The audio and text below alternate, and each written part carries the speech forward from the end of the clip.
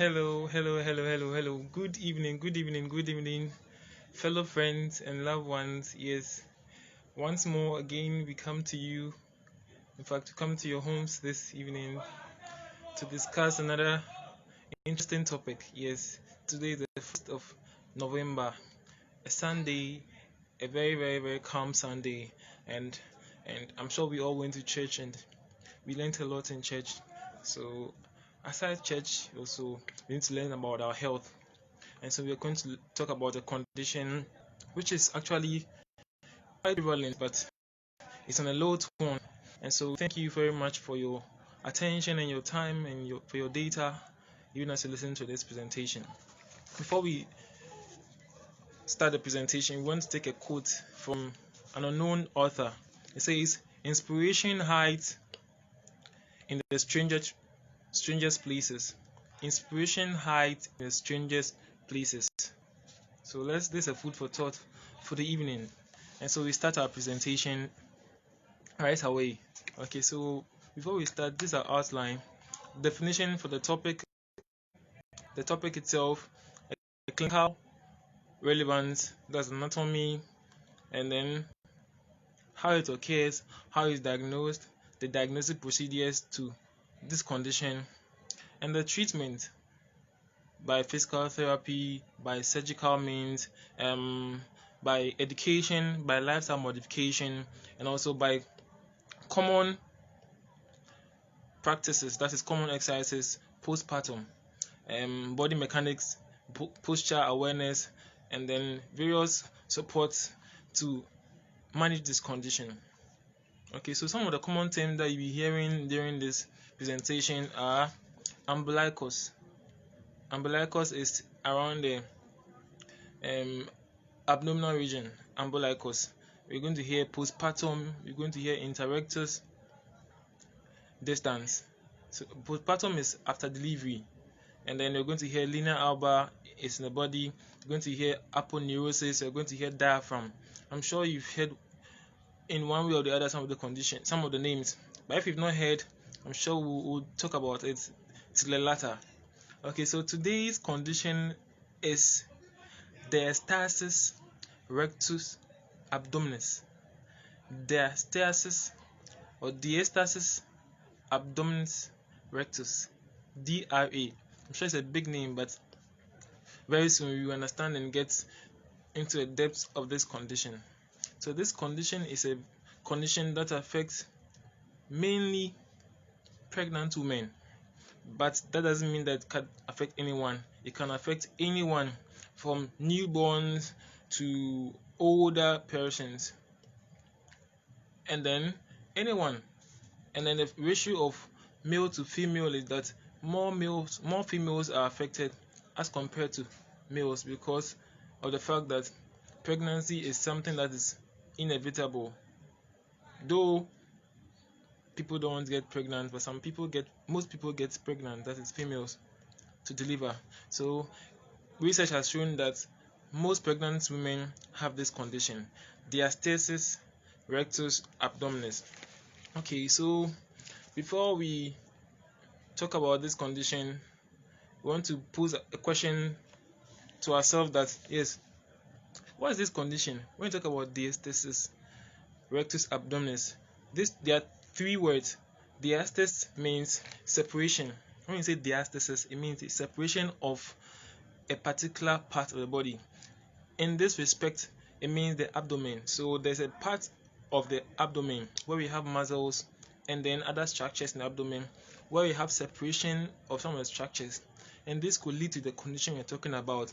And so diastasis means separation, and then rectus is a part of the muscles around the stomach region called rectus abdominis.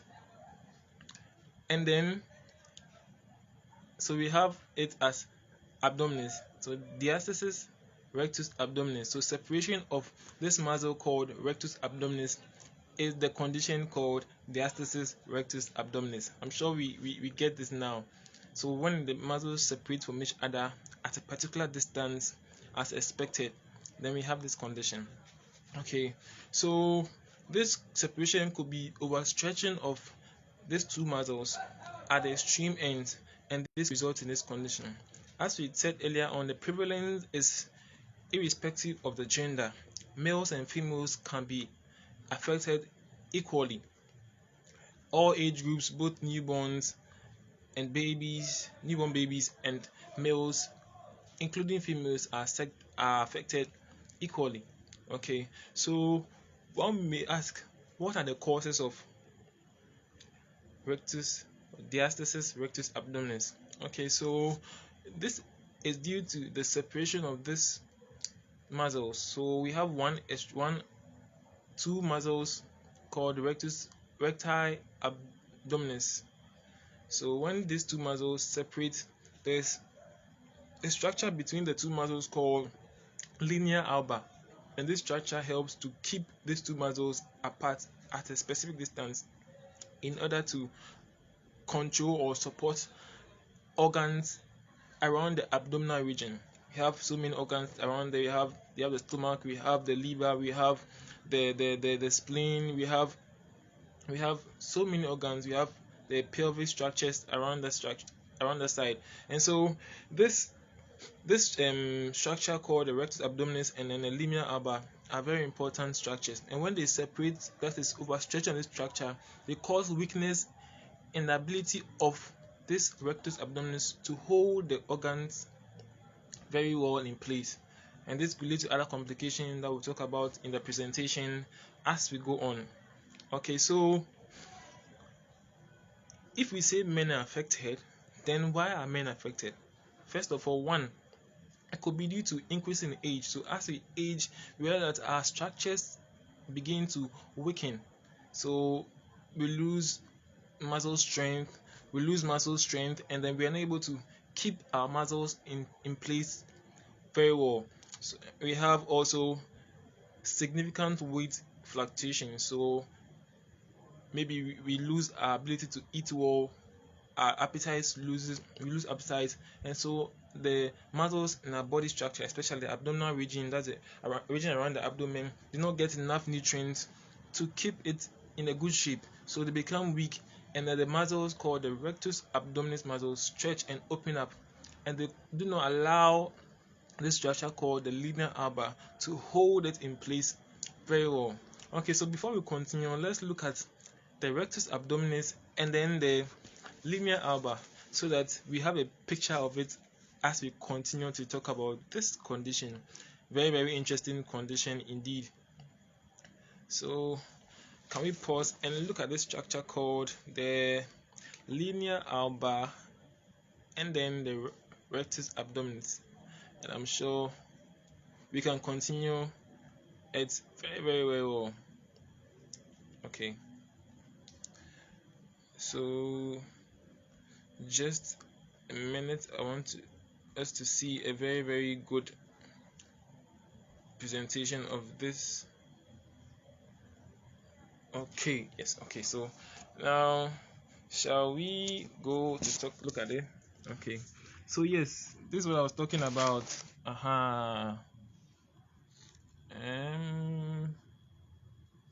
Okay, yes, so we can see it now. This is the rectus abdominis.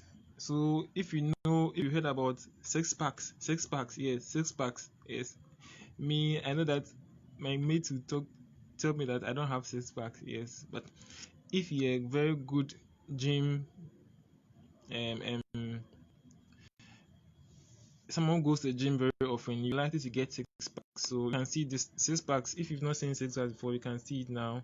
1, 2, so 1, 2, 3, 4, 5, 6. So these are the six packs. Okay, so this structure is called the rectus abdominis. This structure is called the rectus abdominis. This structure, this red or brownish color, these two, they are called rectus abdominis, and they hold the stomach walls in place. And there's this piece, a line here, this white structure is called the linea alba, and you can see a rounded portion here. Is called the umbilicus. So the umbilical cord, when you give birth to a baby, passes through this place and goes into the system of the baby, and then the baby is able to eat. So as the baby stays in the mother's womb, the umbilical cord goes into the mother's stomach and goes through this part. So it's a cord from mother's stomach to this part into the baby's system, because the baby doesn't have teeth, doesn't have mouth to be able to chew. So it goes to this place into the baby's system to be able to eat. Okay, sorry. Yes, to be able to eat. So this is the rectus abdominis. You can see the name here as it says, rectus abdominis, and this is the linear alba. Look at the direction. Yes, linear alba. And then this is the transversus abdominis. So it's a supporting structure for other organs in the stomach region, or the stomach region, the stomach wall. Okay, so I'm sure that we have a very good presentation of this condition, and so we can compare these two, this and this. We can see a very vast separation. You could see around this side the distance between this, and compared to this one, this has a narrow distance and this one has a very wide distance, and this is called diastasis rectus abdominis. That is separation of the rectus abdominal muscle. Okay, I'm sure now we get it now, and then we will be learning about how this comes about and how we can treat this condition and manage this condition very effectively. Okay. All right. Okay, so I'm sure maybe the little pictures you've seen now, I'm sure we can even summarize and tell anyone at any time. But then let's talk more about the condition, because it's very interesting and very important that we all take note of. Okay, so yeah, so we are talking about men. Okay, so when you say men are affected by this condition, how can men be affected? Okay, so some of the factors could be their increasing age. So as they get older, they're likely to have weak abdominal walls, and the muscles, as the rectus abdominis muscles, go separate, and this will cause diastasis rectus abdominis. Okay, also significant weight fluctuations, as we mentioned. So when the weight fluctuates in and out, and then they don't get enough food to eat, or they don't have appetite to eat, they could cause the muscle walls also get weakened. And also weightlifting, those who lift weights, heavy weights, they are likely to overstretch this muscle called the rectus abdominis muscle, and this will cause diastasis rectus abdominis. Okay, sometimes it could be inherited, sometimes. Okay, so now from men we now go to women. So how are women affected? Women are affected mainly because they get pregnant, and when they get pregnant, this is due to the fact that when the uterus, that's the womb, becomes bigger and bigger, they cause these abdominal walls to overstretch. So the significant reason is that there is too much stretch of the abdominal walls, and this could cause the rectus muscles to open up. And when a muscle overstretches its boundaries, it's difficult to come back into its normal shape without any intervention, either or surgery. So then women are mostly predisposed to the condition because they give birth and they deliver babies. Okay, so this that could cause the muscles to elongate or stretch beyond its boundaries. And so when are women predisposed? Before pregnancy, during pregnancy, or after pregnancy? During pregnancy and after pregnancy. This is very visible during the second trimester. When I say second trimester, it means that every woman takes 9 months to deliver. So women have 3 trimesters where the baby develops certain specific organs in the body. Women have first trimester, that's the first 3 months, is called the first trimester. The second 3 months, that is from the 4th month to the 6th month, is the second trimester, and then the third trimester is from the 7th to 9th month. And so this condition called diastasis rectus abdominis tends to be more prevalent in the second and the third trimester, that is from the 5th to the 9th, no, from the 4th to the 9th month. because that is when the baby begins to grow and then develop other organ structures, the legs, the hands, the head, the brain, other structures, and so the womb becomes big and then stretch beyond the boundaries, and so this causes the stomach to become big or protrude, and this in turn causes the rectus abdominis to open up, and when they open up, coming back becomes difficult, and this will cause diastasis rectus abdominis. Okay, so now we're looking at the general anatomy of the abdominal muscles. Okay, so we have muscles such as rectus abdominis, we have transversus abdominis, we look at them, we have abdominal, transverse abdominal muscle, oblique muscles, we have aponeurosis. Aponeurosis are, if you remember the picture that we looked at previously, we saw some whitish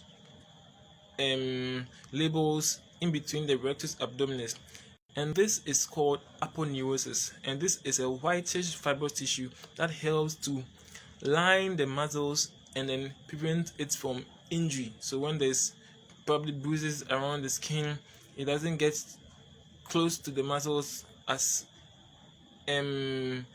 harmful as possible. So this is called aponeurosis, and then it protects the organs around the abdominal region. And so we have other structures called the rectus sheaths. Okay, and so we mentioned the linea alba. So a linea alba is a connective tissue from the rectus tissue composed of highly organized collagen fibers. This helps to give strength to connect these two muscles, that's the rectus muscles, the left rectus muscles and the right rectus muscles in place, and holds it in place. And so we have other anatomical importance, that is anatomical structures that helps to connect the abdominal walls in place. We have the xiphoid process that is around this region. So we have the xiphoid process, it's here. So if you look at this side, you can see my stomach here. There's a rib here. If this is my rib cage, and my chest is a bony structure at the midline. It's called the sternum. Just beneath the sternum is an angle called the xiphisternal angle. This angle so if you can, when you put your hands here, you can press it. It's called the xiphisternal angle, and a structure there is called the xiphoid process. Xiphoid process. From the xiphoid process going down to the people say navel, but in scientific terms, you can also call it umbilicus. Then it's called the navel umbilicus. So from that xiphisternal process, that's the concave depression here, down to the umbilicus, and from the umbilicus down to the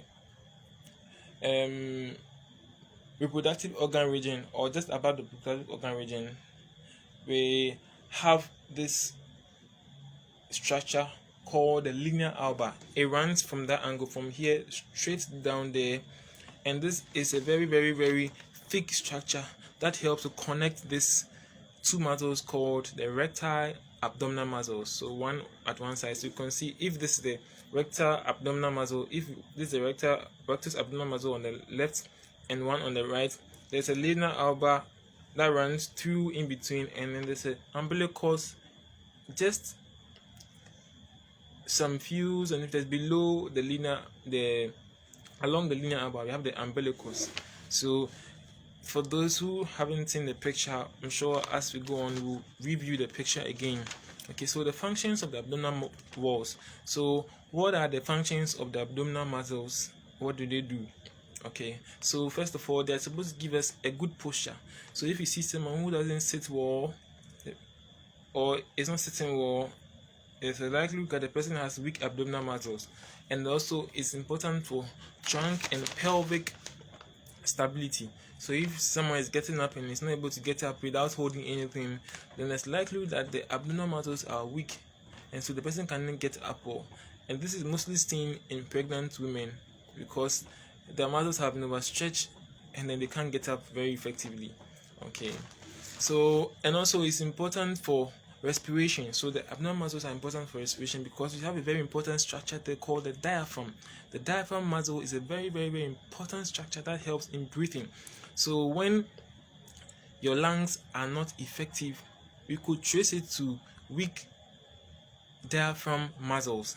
These are supposed to, so when you are breathing in, during inhalation, the diaphragm muscles goes down, pushes in and goes down to allow us to take in more oxygen inside. And when you're breathing out, when you're breathing in, the diaphragm muscle raises up and out when you're breathing in, and then when you're breathing out, the diaphragm muscles relaxes and assumes a dome shaped for us to breathe out and push out the already used or the excess oxygen out of the body system. So this is a very important structure, a diaphragm muscle.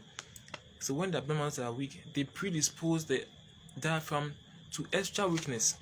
Okay, so other importance of the abdominal muscles include the fact that they protect various structures in the body, various organs, and so when they are weak, so if you have rectus abdominal muscle weakness, you could also have, aside the diastasis rectus abdominis, you could have poor supportive structures, and then they could predispose to other medical conditions. Okay, so now we talk about the diaphragm. If we talk about diaphragm, it's important to respiration, and it's very important. And then we'll talk about also some two important regions around the abdominal side, the abdominal region. So you have the crural region and the costal region. The crural region is important for breathing. That is responsible for breathing. So when you're breathing well, we could say that the crural region of the body, that is this part of the body, is breathing very effectively. And the costal region, that's a little bit above the crural region, is responsible for gastroesophageal reflux. So when you are eating, the likelihood of you feeling the ability to vomit out the food you've eaten could be minimized when you have very good costal region. Okay, so aside the diaphragm, we have so many structures in the abdominal region that helps also to keep the body in place. Okay, so abdominal muscles are very important. They're very important structures that are needed for us to perform our activities of daily living very effectively. So breathing techniques. So we tend to look at so many activities that are supposed to be done to be able to ensure that we have strong abdominal muscles. Then we can be able to live our lives very effectively. So we'll be talking about certain breathing techniques that are very important to be able to maintain the distance, that is the interrectal distance. So the vast separation between these two muscles from the linear alba, that is line there, is called the diastasis rectus abdominis. And so we want to do so many things that to bring them together and prevent this condition, or if we have this condition, to minimize the distance of separation. So now we look at some of the prevalence from other countries.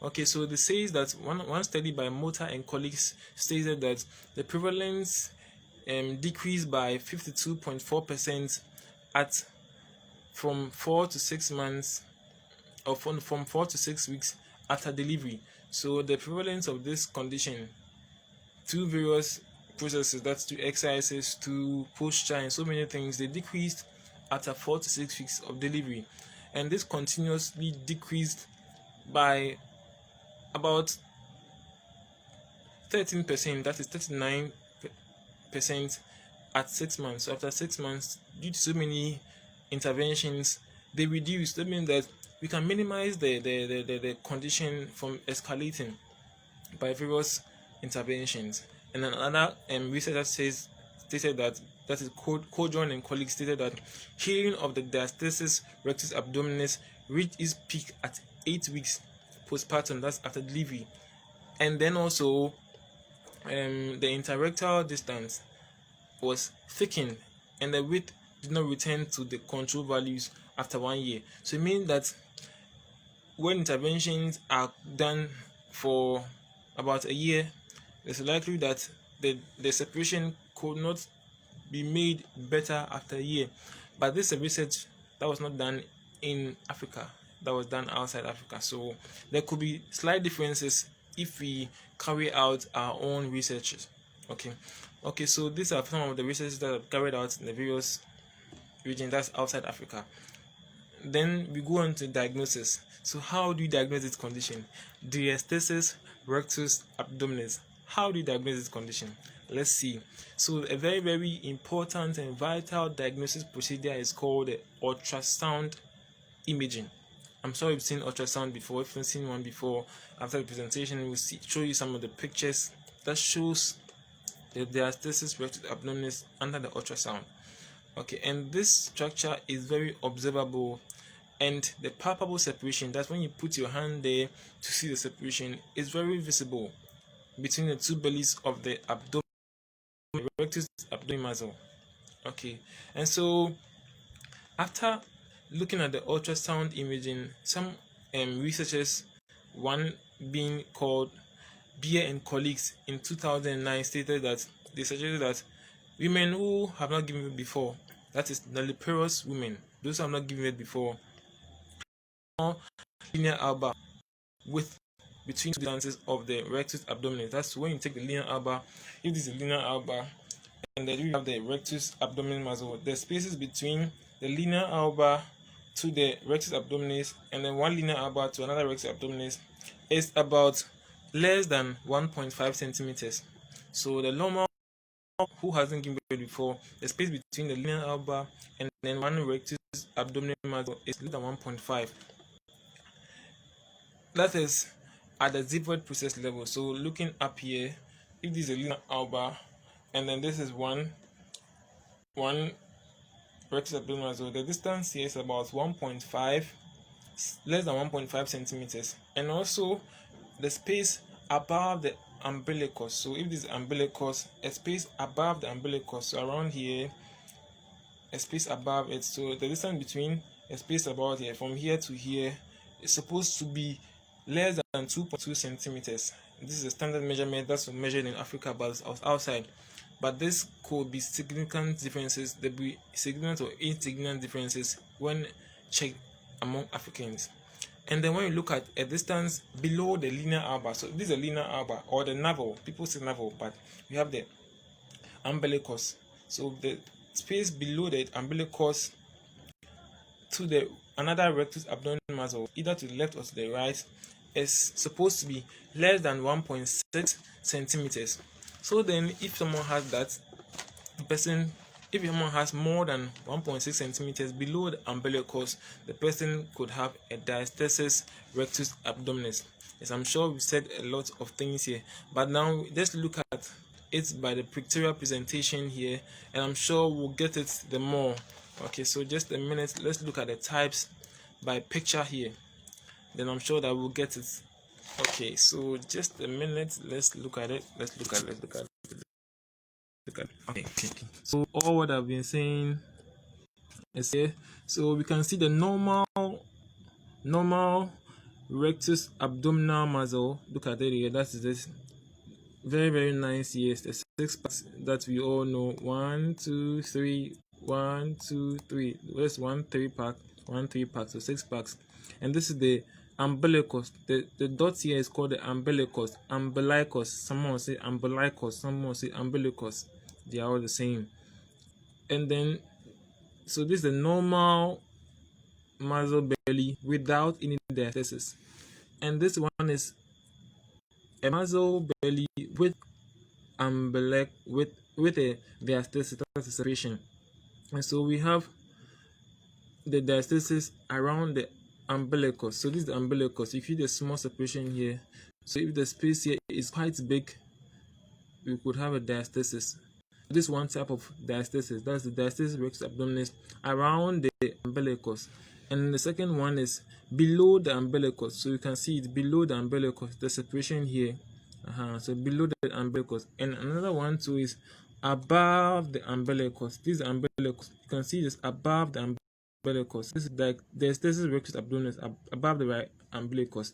And then the other one is along the full length of the linear alba. So you see the linear alba is a stretch here, the whole stretch here, the line here is a linear alba. And so if you have the separation along the linear alba, that is where the rectus abdominis separate from each other, we could have diastasis rectus abdominis, that is along the linear alba. Okay, so I'm very sure that you've seen it. Okay, so we continue our discussion. Yes, I'm sure that we are learning a lot. So we have about 4 types of diastasis rectus abdominis. The first one is one around the linear alba, or around the umbilicus. Yes, there's one. The first one is around the umbilicus. The second one is below the umbilicus. The third one is above the umbilicus, and the last one is along the linear alba. So there are 4 types of the diastasis rectus abdominis. The first one is around the umbilicus. The second one is below the umbilicus. The third one is above the umbilicus, and the last one is along the linear alba. Okay, so we've talked about the fact that nulliparous women, that is people who haven't given birth before, could have this condition. Yes, could have this condition. And then the prevalence is such that we have a percent of them having this condition. Yes, if not treated. Yes. And so we've talked about the fact that there's a standard separation of the rectus abdominis from the linear alba, where we could see that we could have this normal presentation. And so we have also imprimiparous women, that's women who have given birth before. For the first time, they could have separation between the linear alba and the rectus abdominis muscles increasing. Okay, so when this is presented, we have various assessments that are done by qualified physical therapists or physiotherapists who go through various systematic procedures to be able to diagnose this condition. Okay, so before that, the physiotherapist is going to make sure the person lies on the back and then puts his hand in the abdominal region. So the hand goes like this and presses along the abdominal region. So if he presses and he sees that there's separation, that is more than 2 finger or more separation between the linear alba and one rectus abdominis muscle. If the person has 2 finger or more than 2 fingers separation, then the person could have a diastasis rectus abdominis. This is a bit technical, so you might not be able to do it as effective as a physiotherapist might do it, or a qualified therapist might do it. Okay, so he does put his 2 finger there, and if there's a separation of 2 fingers, the person could have, or more, the person could have diastasis rectus abdominis. Okay, so aside the ultrasound imaging, we also have a very important device called the caliper. So the caliper is used also. It's a form of, I'm sure if you know about the calipers in JSS. Yes, it's a similar one, but that one, when you put it on the stomach wall, you're able to measure a very equal distance from the linear alba to one rectus abdominal muscle, and then the distance also is shown to be as equal as using the ultrasound imaging.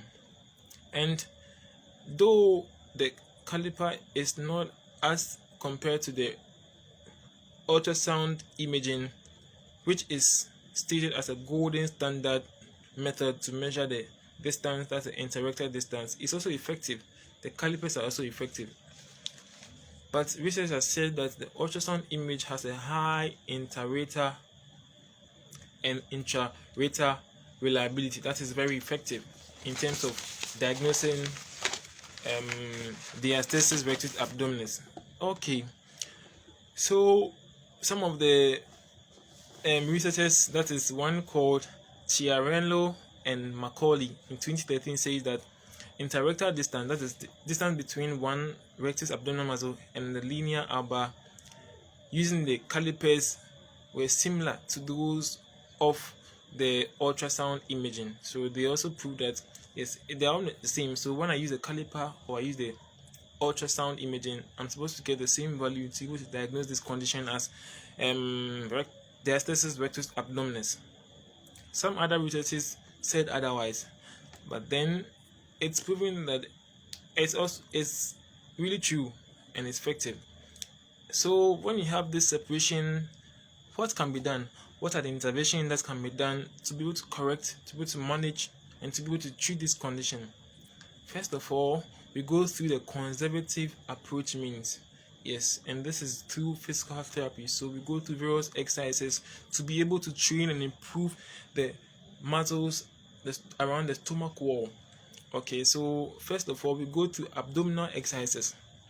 The abdominal exercises are aimed at giving you a very good postural control and trunk and pelvic stability, because after birth in women, they lose their abdominal muscle strength, and these exercises help to strengthen them back again.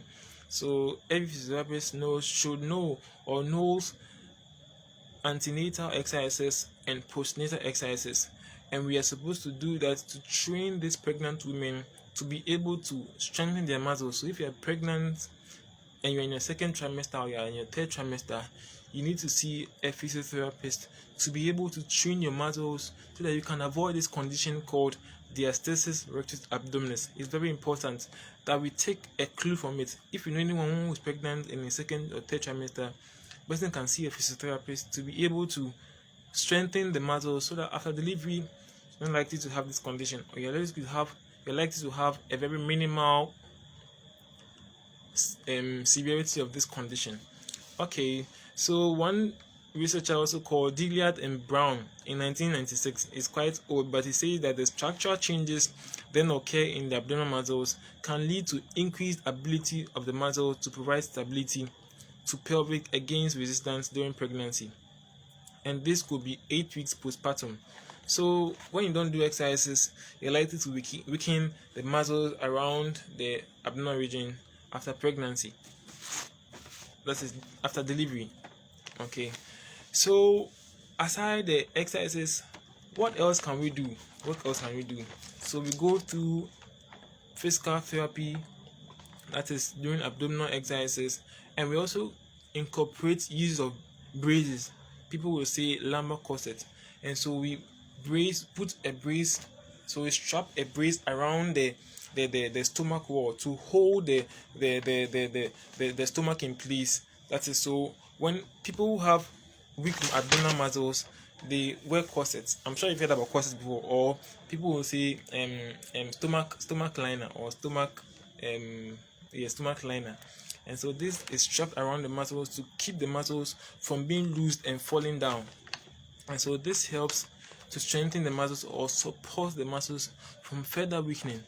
Okay, so aside the exercises, we go through a systematic observation and follow-up of the exercises to be able to show that we see the improvements. So we have something we call outcome measure, and this is filled in, day out, to be able to assess the level of improvement of this condition called the diastasis rectus abdominis. And so this is a 10 questionnaire, and this helps to monitor the level of progress of improvement of this condition. So some of the exercises that as a physical therapist or as a physiotherapist uses is that one, he teaches the patient either during pregnancy, the second trimester, or the third trimester, is one deep core stability exercises program. It's a combination of so many programs, including diaphragmatic breathing. So when the person in the third trimester, second trimester, or the person has given birth, the person is taught this exercise, diaphragmatic breathing. So this one, he teaches the patient to put one hand on the chest like this, and one hand just below, getting to the xiphoid. We talked about xiphoid. It's a notch around here. So this is your sternum. This is muscle. There's a bone here, a long bone here, and it ends here. So the person puts the hand here and one hand here, and then breathe in. So the breathing should be short and continuous. The diaphragmatic breathing exercise should be short and continuous. So breathe in.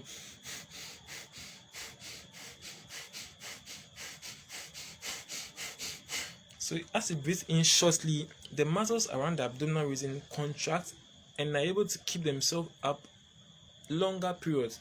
So you can watch me again.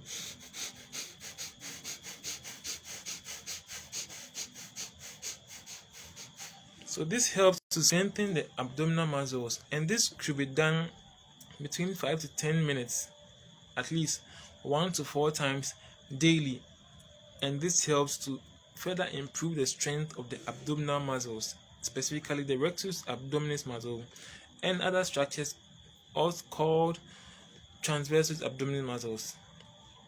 Another exercise is called the pelvic floor contraction. So the muscles around the pelvic floor, one under around your reproductive organ, and that is where the baby sits. One as so we have squeeze and lift. So imagine that you're going to the patient is going to urinate, so it holds the urine in, and then probably for some few seconds and relaxes, or the person also defecate and then eat and then hold the feces in place for a period of time, a few seconds, and these all help to strengthen the abdominal muscles, so to minimize the effects of diastasis rectus abdominis. We have other exercises such as relaxation and stretching exercises, and then we also have a lateral costal breathing. So lateral costal breathing is we hold the waist, so you hold the not the waist, you hold the region just below your rib like this, and then you take in a deep breath and hold for some few counts and relax. So taking on that, you hold your rib region, so the rib region, and hold and breathe in and hold for some few seconds and out. So taking a deep breath and hold for some few counts and breathe out slowly. So breathe in again, deep breath, and breathe out slowly. Another one, deep breath and breathe out slowly. So you can do this as often as possible, probably 5 to 10 minutes. That is as much as 1 to 4 times every single day, and this is shown to improve the strength of the rectus abdominal muscles. Okay, some of the exercises also include traditional abdominal contractions, and also so many exercises, core stability exercises. It's important that we teach patients lifestyle modifications, and this is very, very important. This include bed mobility exercises, that is how to be able to get out from bed. So if the pregnant woman is taught this exercise, this will minimize the weakening of these abdominal muscles. And so when the patient or the person is about getting up, the person is supposed to lie down on the side first, and then use one hand, that's the hand away, the one that is away from the bed, that is not the one that he or she is not lying on, to push against the bed and come up. So person lies on the side and puts one hand here and gets up, and this helps to reduce the stress on the abdominal muscles, and this also helps to prevent this condition called diastasis rectus abdominis. Also, we have lifting techniques. So if the person is pregnant and there's no one around, the person is advised also to get closer to the object and also bend the knees to be able to get more strength from the knees up the body to raise the thing up, especially when the item is a bit heavy, and then hold the object as close as possible and then pushes the knee straight forward to get up. When the person is supposed to drop in the thing, the person is supposed to bend the knees down gradually and then drop the item. Also, we have posture awareness. So in time, the person is supposed to make sure that the person sits upright, and then if possible, sitting for a long period of time, the person is supposed to put a pillow at the back to be able to hold the back in place upright. Also, we look at some of the complications that could result as when someone has diastasis rectus abdominis. First of all, the person could have a jeopardized trunk stability, so the person is not able to hold the trunk in place. The person sits down in a slouch manner. The person sits like this. He's not able to sit upright. Also, the person is likely to have back pain. When the person has diastasis rectus abdominis, the person could have back pain. The person could also have pelvic pain. So pelvic pain, the person around the pelvic region, that is where just beneath the stomach region we have the pelvic region. The person is likely to have pelvic pain. Also, the person could have damage to the person's posture, so the person is able to sit well. The person has difficulty in getting up without holding anything, without support. Also, the person could have hernia, that is, we have protrusion of various organs in the body. The person could also have prolapse, that is where some other structures are unable to be held up in their normal position. Aside everything, when all options are done, conservative approaches are taken into consideration and nothing can be done about it, the last option is through surgery, and the surgery is done through a surgical procedure called abdominoplasty. That is where we are able to shape various organs or the various structures of the abdominal region to be able to keep the stomach in a better condition, that is not protruded as seen in pregnancy, that's in pregnancy or after pregnancy, or as a result of aging. So the last option is abdominoplasty. Aside that, we go through conservative approaches. Okay, so I'm sure that we've learned a lot from this presentation, that is diastasis rectus abdominis. It can affect anyone, but most prevalently in pregnant women, either during pregnancy or after pregnancy. But it's prevalent, or is seen, its effect is mainly seen after pregnancy, where they are unable to hold their muscles, that's abdominal muscles, in place, and they become loose and they can't control them. There are various exercises that are done. Without exercises, they are going through surgical means to be able to strengthen the muscles in place. Okay, thank you very much for your time. I'm sure we've learned a lot. Please, if you have any questions, all questions are welcomed. I can see so many people on there. Yes, I can see some more big boy Stadium. I can see Joanna Moore. I can see Junior. I can see Daniel Dodu. I can see so many people. Yes. If you have any question, please, you can ask. We are talking about diastasis rectus abdominis, where we have weakened abdominal muscle wall and then stretching beyond the normal limit. Okay, so before we end, let's look once more again for the pictures of the condition called diastasis rectus abdominis. Okay, let's look at some pictures again. Okay, so I'm sure we can see them now. So this are some of the pictures. Okay, so let's look at it. Okay, another one here. These are the types. You've mentioned the types already. Another one here in female wide. Okay, this is the normal type. The types. Okay. You can see the pregnant. Look at the stomach here. Look at the stomach here. Look at the stomach here. The big stomach here. So pregnant woman. Okay. This is a very good presentation here. The linear upper, the separation distance quite bigger than this one. Okay. So these are some of the exercises that are done as are taught by physiotherapists. We have this exercise here. So the person bend both knees or the hips upwards to strengthen the abdominal muscle. This is another exercise here. Another exercise here. This is called the plank exercises. These are all plank exercises to strengthen the abdominal muscle. Okay. Yeah. So when we come to see a physiotherapist, the physiotherapist will take you through exercises if you have a diastasis rectus abdominis. Okay, these are some of the pictures, the types of the diastasis rectus abdominis. Okay. What an evening! Yes, what an evening! I'm sure that we've learned a lot,